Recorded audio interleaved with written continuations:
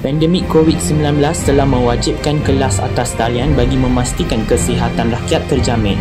Pertukaran ke alam maya secara keseluruhannya merupakan perkara yang baharu bagi Malaysia. Adakah kita okey dengan perubahan ini?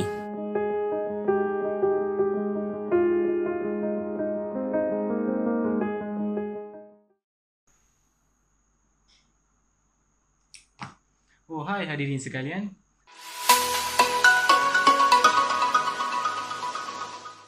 Apa khabar?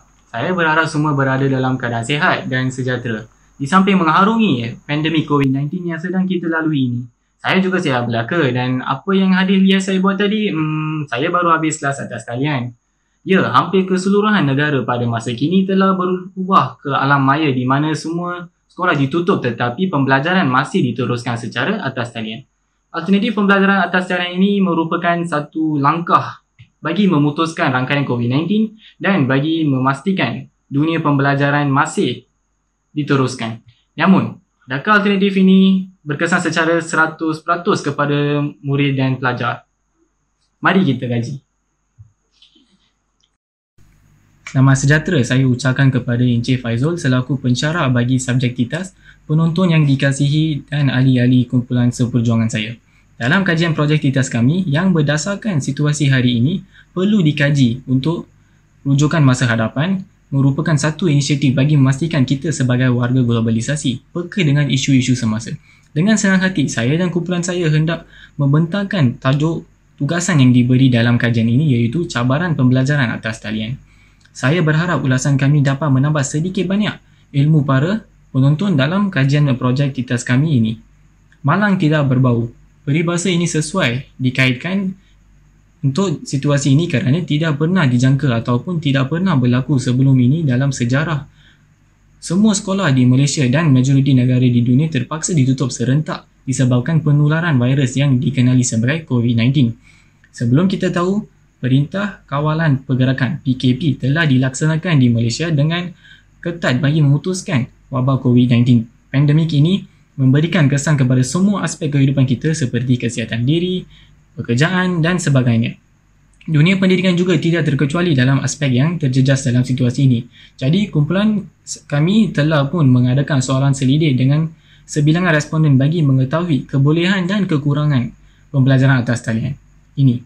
Mari kita saksikan keputusan responden oleh saudara Harish. Terima kasih Warman kerana memberikan pengenalan yang menarik tadi. Jadi persoalannya pertama ialah adakah seseorang itu dapat menyesuaikan diri dalam pembelajaran berasaskan komputer? Ramai responden dapat menyesuaikan diri dalam pembelajaran atas talian. Hal ini kerana sekarang abad ke-21, ramai responden dapat menyesuaikan diri dalam pembelajaran berasaskan komputer. Hal ini kerana kebanyakan remaja telah membiasakan diri dengan penggunaan komputer. Penggunaan komputer dan program berasaskan komputer dalam era ini merupakan amalan biasa ataupun harian. Persoalan yang seterusnya ialah adakah seseorang itu selesa menghadap skrin gadget untuk tempoh masa yang lama? Ramai responden setuju kerana mereka terbiasa dengan amalan memaparkan skrin laptop untuk permainan. Orang atas talian yang memerlukan penghadapan skrin, iaitu pembelajaran atas talian yang memerlukan penghadapan skrin laptop adalah bukan masalah kepada untuk mereka. Namun, ada juga responden yang tidak setuju dengan persoalan tersebut kerana kepekaan mereka terhadap kesihatan mata. Persoalan yang ketiga ialah adakah seseorang itu mempunyai rangkaian internet yang laju di tempat tinggal yang membolehkan pembelajaran atas talian dengan lancar. Kebanyakannya mempunyai rangkaian internet yang tinggi. Mereka yang berada di bandar tidak mempunyai masalah, tetapi mereka berada di kawasan pedalaman tidak mempunyai rangkaian internet yang laju. Persoalan yang keempat, adakah seseorang itu selesa dengan cara peperiksaan yang baru berbanding peperiksaan manual? Terdapat sebilangan kecil yang tidak selesa dengan norma peperiksaan ini. Hal ini kerana pembelajaran atas talian secara open book test tidak begitu menyediakan pelajar untuk menghadapi cabaran pembelajaran secara efektif. Persoalan yang terakhir iaitu adakah seseorang itu selesa untuk perbincangan bagi aktiviti berkumpulan dilakukan secara atas talian? Ramai responden selesa dengan perbincangan bagi aktiviti berkumpulan dilakukan secara atas talian. Sesetengah responden yang biasanya pemalu dapat mengurangkan kebimbangan semasa atas talian dengan oleh itu, platform atas talian telah menguntungkan jenis orang ini. Akhirnya, perbincangan atas talian memudahkan pelajar untuk berkongsi idea dan fikiran.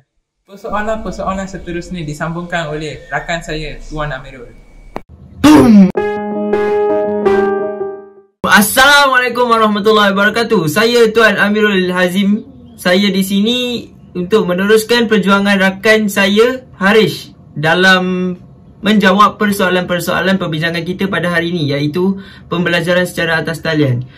Untuk persoalan yang ke-6, rata-rata responden kami bersetuju dengan kenyataan saya dapat mengendalikan program asas seperti Microsoft Word, presentation dan sebagainya, serta dapat menguruskan komputer kerana saya mempunyai kemahiran literasi.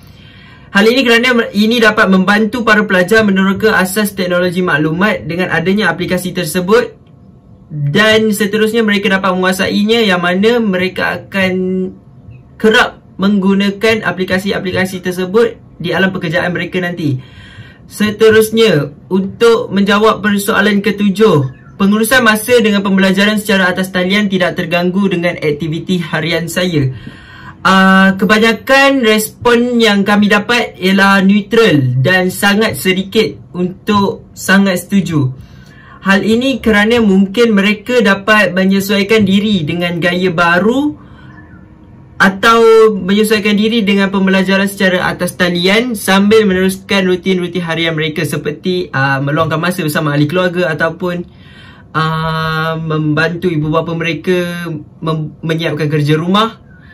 Dan untuk persoalan yang ke-8 pula, saya mempunyai motivasi diri yang tinggi untuk mengikuti aliran pendidikan baharu dan menangani media teknologi.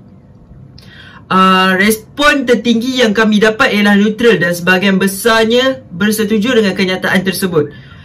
Ini membuktikan bahawa mereka telah dapat menyesuaikan diri dengan persekitaran kerana mereka ada matlamat dan sasaran untuk berjaya. Mereka tidak kira dalam apa jua keadaan. Mungkin mereka berjaya mengendahkan ahli keluarga mereka, adik-adik mereka yang mengacau mereka untuk belajar. Mereka buat tak tahu je, mereka teruskan sebab mereka ada target yang tersendiri untuk berjaya.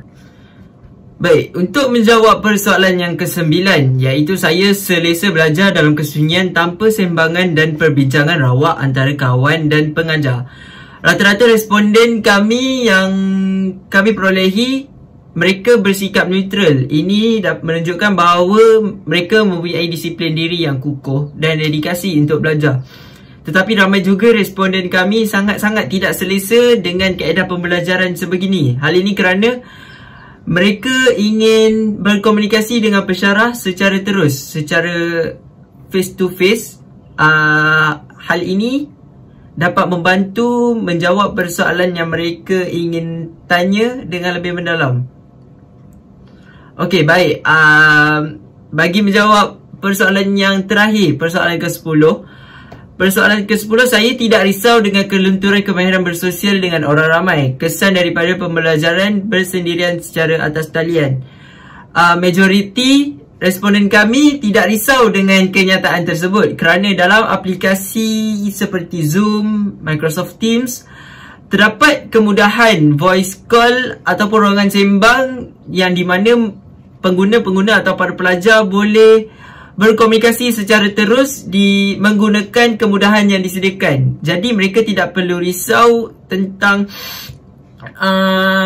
kelunturan bersosial kerana mereka masih boleh berkomunikasi dengan rakan mereka ataupun dengan guru mereka. Sekian, itu sahaja daripada saya, Tuan Amirul. Seterusnya saya berikan kepada saudara saya Varman untuk meneruskan perbincangan kita tentang tajuk yang diberi, pembelajaran secara atas talian. Wahai, dah tahu ke apa keputusan, cabaran dan impak pembelajaran atas talian?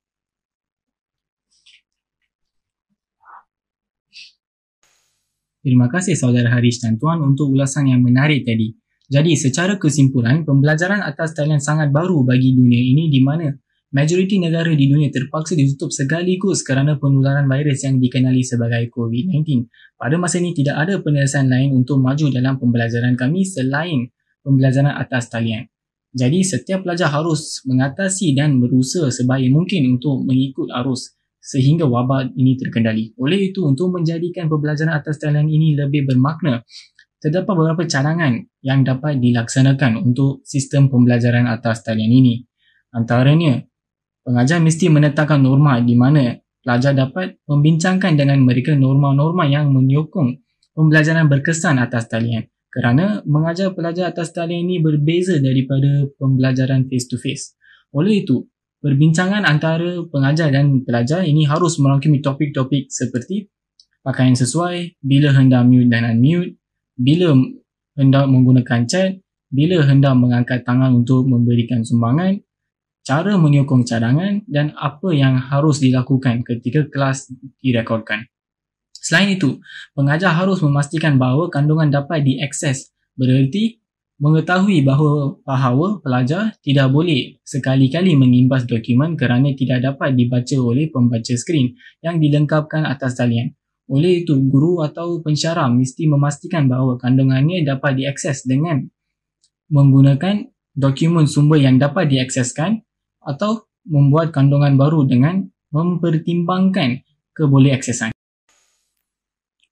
Okey, itu sahaja daripada kami. Sekian, terima kasih. Alamak, kelas! Jelaslah bahawa kemudahan dan fleksibiliti pembelajaran atas talian menarik minat ramai untuk mendapatkan pendidikan atas talian. Walau bagaimanapun, mereka perlu menghadapi cabaran untuk menyesuaikan diri untuk kaedah tersebut sebelum ia menjadi mudah.